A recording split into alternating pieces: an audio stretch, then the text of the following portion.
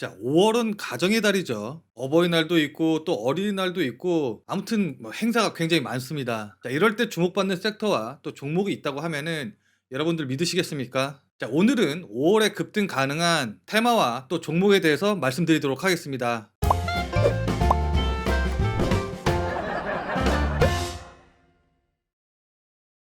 안녕하십니까. 근보이는 투자생활 근투생의 김민호입니다. 자, 방금 말씀드렸다시피 5월은 가정의 달이고 또 그에 따라서 소비 지출이 많이 일어나는 달이기도 하죠. 자, 거기다가 얼마 전에 기사들 보셨겠지만은 보복 소비로 인해서 백화점이 활짝 본격적으로 회복 가도를 달린다. 그러니까 백화점의 실적이 굉장히 좀 좋게 나오고 있다라는 기사 보셨을 텐데, 이제 아무래도 코로나로 인해서 뭐 여행도 가지 못하고 또 인제 뭐 계속 집에만 있다 보니까 뭐 옷을 산다든가 이런 것도 인제 소비를 잘 못하다 보니까 날이 좋아지면서 그동안 억눌렸던 이 소비들이 폭발을 하게 되고 그것을 보복 소비라고 부르더라고요. 자, 근데 저도 한 아이의 아빠기는 하지만은 우리 부모님들 자기 옷이나 뭐 자기 물건 사는 것보다 아무래도 뭔가를 좀 살 게 있으면은 자식 먼저, 그러니까 인제 아이들 먼저 생각나지 않습니까? 아무래도 인제 내 거 사는 것보다는 우리 아이들 거 사는데 쪼끔 더 지출이 커지기도 하고요.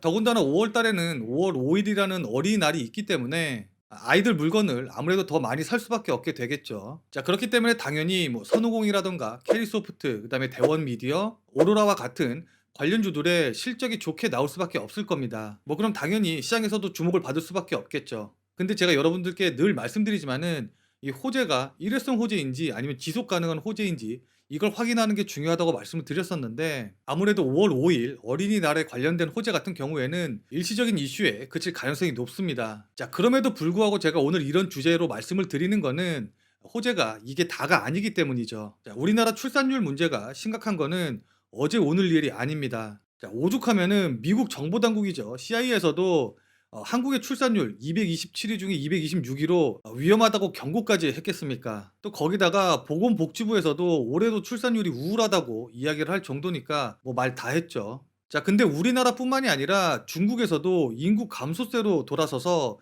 이제는 저출산을 걱정을 하고 있다고 합니다. 자, 그래서 세계 1위 인구 대국이 인도가 될 거라는 이야기도 나오고 있는 거고요. 자, 거기다가 이제 대선이 1 년도 채 남지 않았기 때문에 저출산 문제는 분명히 대선 후보들의 주요 공약 중에 하나가 될 수밖에 없습니다. 뭐 윤석열이라든가 이재명 아니면 이낙연 후보가 당연히 저출산에 관련된 정책을 들고 나올 테고, 그렇게 되면 관련주들은 대선 관련 정책주로 엮여서 급등이 나올 수밖에 없겠죠. 뭐 이전 박근혜 후보 때도 마찬가지로 육아주들이 많이 상승을 했었었고, 최근에도 정부의 저출산 관련 정책에 의해서 출산 관련주들이 강세를 보이고 있었으니까요.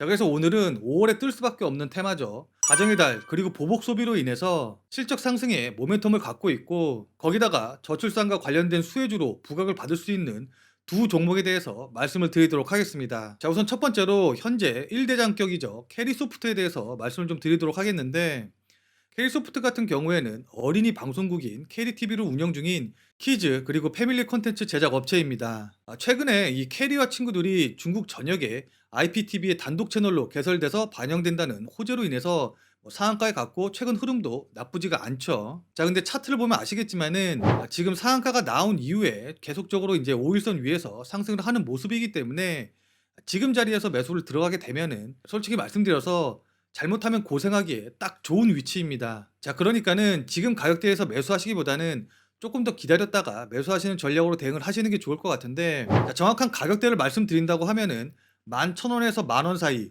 이 가격대 부근에서는 분할 매수로 접근하시는 게 가능할 것 같고, 자, 여기서 분할 매수가 진행이 된다고 하면 자, 이런 식으로 지지받고 추가적으로 상승하는 N자형 상승 패턴이 나올 가능성을 기대해 볼 수가 있겠죠. 자, 그래서 목표가를 좀 잡아 본다고 하면은 저는 개인적으로 1 차적으로는 한 15,000원 정도까지는 충분히 지켜볼 수 있는 자리다라고 보고 있고, 또 손절가도 말씀을 드려야겠죠. 자, 손절가는 직전에 저항선으로 작용을 했던 9,000 원짜리 이하로 빠지게 되면은 이때는 손절을 고려해 보시는 전략으로 대응을 하시는 게 좋을 것 같습니다. 자, 근데 지금 보시면 아시겠지만은 매수 가격도 그렇고 손절가 그다음에 목표 가격, 그러니까 전부 다 변동성이 굉장히 크기 때문에 금액을 많이 투입하시게 되면 그만큼 버티기가 힘드실 겁니다. 그러니까는 너무 많은 금액을 투입하지는 마시고 손절이 긴 만큼 평소에 들어가신 금액보다 좀 적은 금액으로 들어가셔서 대응하시는 게 좋을 것 같네요. 자, 그리고 두 번째로 2대장격인 손오공을 좀 살펴본다고 하면은 게임 유통 사업을 영위하는 업체로서 캐릭터 왕구로서 뭐 헬로 카봇,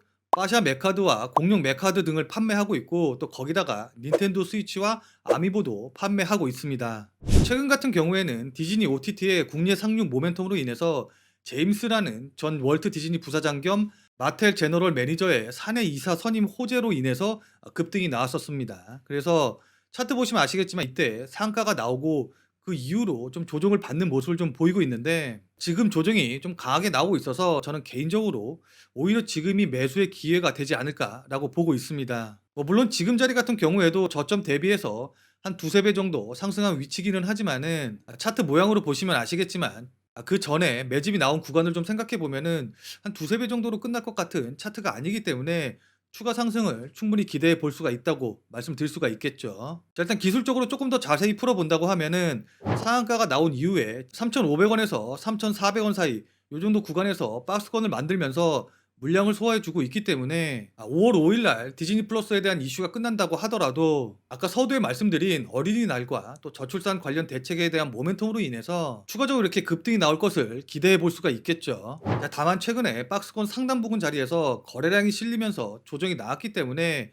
횡보하는 흐름은 조금 더 이어질 가능성이 높습니다. 자, 그렇기 때문에 박스권의 하단 부근인 한 3,500원부터 분할 매수를 시작을 해서 직전 고점 자리 부근이죠. 한 3,000원 정도까지 분할 매수를 진행을 한다고 계획을 잡고 대응을 하시는 게 좋아 보입니다. 자, 이렇게 되면 분할 매수를 해야 될 범위가 굉장히 넓어지기 때문에 계획을 잘 세우셔서 분할 매수를 진행을 하셔야 되고 만약에 3,000원 이하로 내려온다고 하면은 2,800원 부근에서는 손절을 고려하셔서 대응을 하셔야 됩니다. 목표가를 말씀을 안 드렸네요. 자, 목표가는 1차적으로 한 5,000원 정도 부근을 잡고 보시면 좋을 것 같습니다. 그러니까 지금 분할 매수 가격이라던가 손절가, 그다음에 목표가가 굉장히 넓기 때문에 이 종목도 마찬가지로 비중을 크게 해서 들어가시게 된다고 하면은 이 움직임의 범위를 견디시기가 힘들 겁니다. 그러니까는 평소보다 조금 더 적은 금액으로 매수하시는 걸 추천드립니다.